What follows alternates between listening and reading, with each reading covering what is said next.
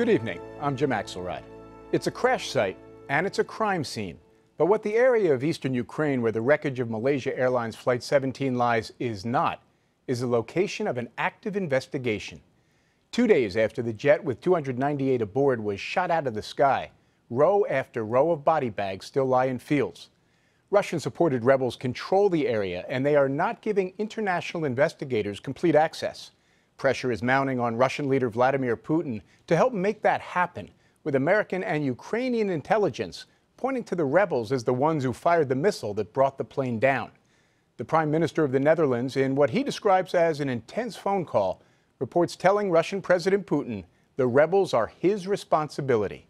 We have a team of correspondents covering the story. We begin with Mark Phillips in eastern Ukraine.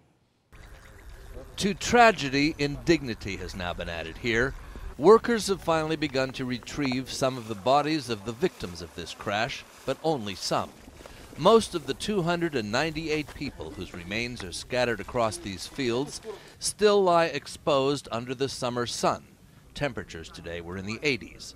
No refrigerated trucks have arrived so far. The bodies have begun to decompose.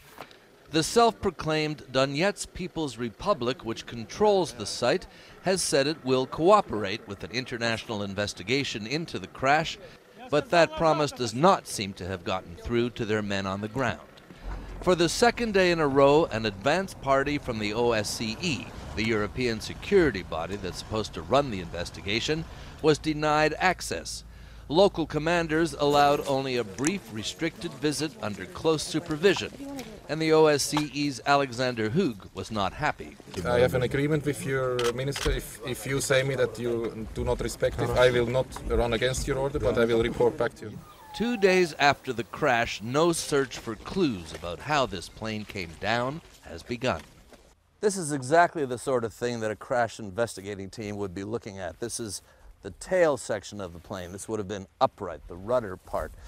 The leading edge of it seemed to show deep penetrating holes that seemed to indicate some sort of perhaps shrapnel, exactly the kind of thing you'd see in an explosion and exactly the sort of thing the investigators would want to be looking at by now.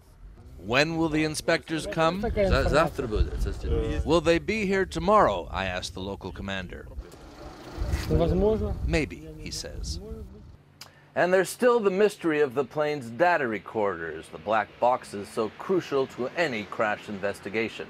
Contrary to earlier reports, the rebels now say they don't have them. In this case, though, the evidence on the ground, the evidence that is not being inspected, Jim, may be more critical. Mark Phillips covering for us in eastern Ukraine. Mark, thank you.